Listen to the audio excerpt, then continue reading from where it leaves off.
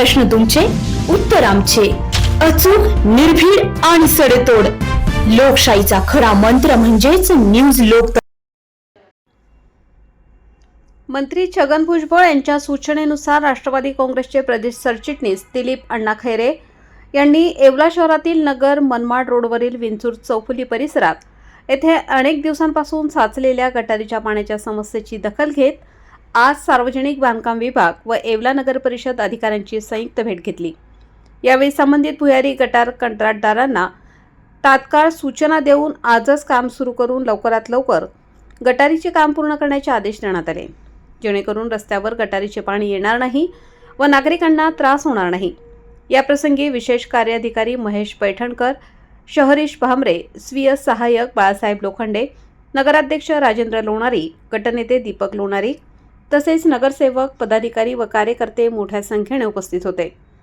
काल विरोधात सेनेच्या वतीने जलपूजन करून निषेध आंदोलन करण्यात आले होते. तसेच स्थानिक नागरिकांनी येथील भुजबळ संपर्क कार्यालयात तक्रार केली होती. न्यूज लोकतंत्र 18 साठी अय्यूब शाह, येवला.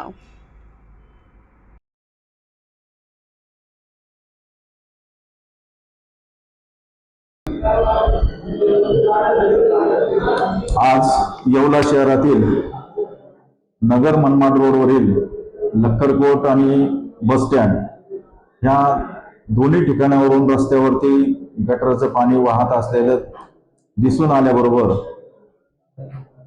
महाराष्ट्र राज्याचे अन्न नागरी पुरवठा मंत्री नामदार छगनरावजी भुजबळ साहेब तसेच समीरजी भुजबळ साहेब त्याचप्रमाणे PWDचे जे अधिकारी होते त्या ठिकाणी नगरपालिकेचे अधिकारी हे गटार कोणाच्या अतिरिक्त येतं ते पाहिल्यानंतर हे नगरपालिकेला काम उद्यापासून चालू करण्याचं सांगितलेलं आहे.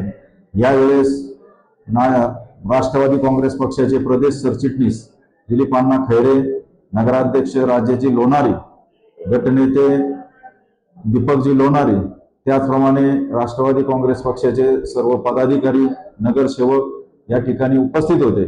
उद्याच त्या ठिकाणी अंडरग्राउंड गटाराचं काम त्या ठिकाणी चालू होणार आहे आणि नवीन दोन्ही बाजूनी नवीन पाईपलाईन टाकून त्या वाहणाऱ्या पाण्याचा प्रश्न त्या ठिकाणी लवकरात लवकर मिटला जाईल.